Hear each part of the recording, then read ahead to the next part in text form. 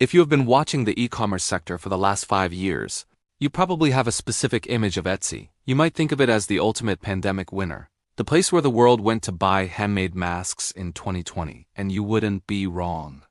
But if that is where your analysis stops, you are missing the most critical part of the story. If we look closely at the financial reports from 2020 all the way through the third quarter of 2025, a fascinating transformation is visible.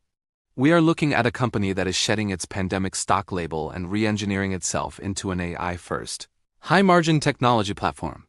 Today we are going to walk through the financial evolution of Etsy, analyze the hard data from their 2025 quarterly earnings, and uncover why their new focus on quality, agentic shopping, and loyalty might make them one of the most undervalued cash flow machines in the market for the next decade. To understand where Etsy is going, we first have to address the elephant in the room. The hangover from 2020 and 2021. The annual reports from those years show explosive triple-digit growth. It was a time when gross merchandise sales, or GMS, skyrocketed. But as the world reopened in 2022 and 2023, the narrative shifted. Wall Street punished Etsy, fearing that all those buyers would disappear. However, the data from 2024 and 2025 tells a different story. The buyers didn't all leave. Etsy has successfully retained a massive portion of its pandemic gains. The challenge now isn't acquisition.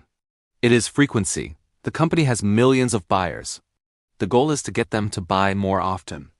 This brings us to the data from the first 3 quarters of 2025. This year marks a definitive strategic pivot. In the Q1 2025 presentation, management made a bold move, the decision to divest Reverb, their musical instrument marketplace. This is crucial. For years, the strategy was a house of brands. By stepping back from this and refocusing on the core Etsy marketplace, management is signaling a drive for efficiency and focus. They are clearing the decks to invest aggressively in what makes Etsy unique, the core handmade and vintage marketplace. Let's dive into the financials, specifically the cash flow. This is the most bullish signal in the documents. Despite a challenging consumer environment where discretionary spending is down, Etsy is a free cash flow powerhouse.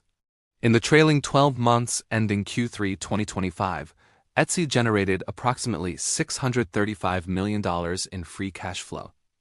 This is not accounting magic. This is real cash. This robust cash generation allows them to buy back stock, reducing the share count, and invest in high-tech R&D without taking on dangerous levels of debt.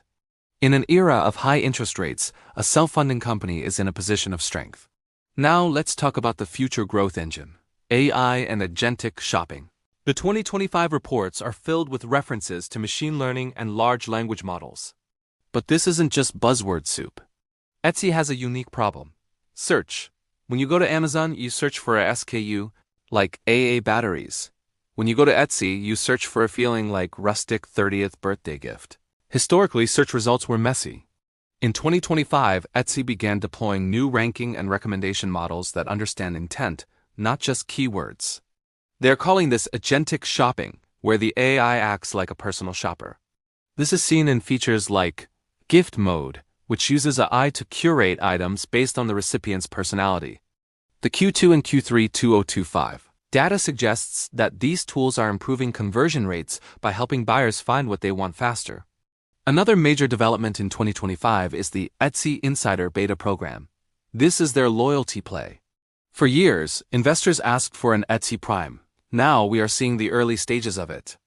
By offering shipping benefits and exclusive deals, Etsy is directly attacking the frequency problem.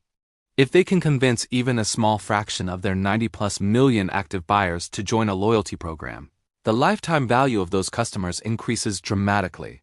The 2025 documents highlight that retaining active buyers is far cheaper than acquiring new ones.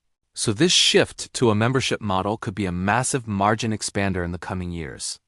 We must also look at quality standards.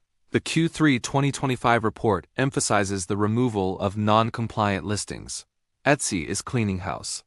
They are using image recognition technology to remove mass-produced items that violate their handmade policy.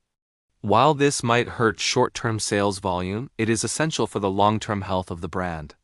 If Etsy becomes just another AliExpress or Temu, it loses its right to win. By enforcing quality, They are building a moat around their unique inventory that no other competitor can easily replicate. So, what is the verdict for the long-term investor? The journey from 2020 to late 2025 shows a company that has matured.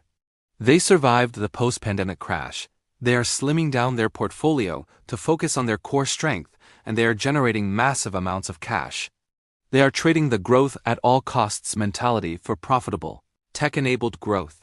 As AI continues to make their vast, chaotic inventory more searchable and personalized, Etsy is positioned to capture the next wave of e-commerce, one that values human connection and uniqueness over mass production. The volatility in the stock price ignores the stability of the cash flow.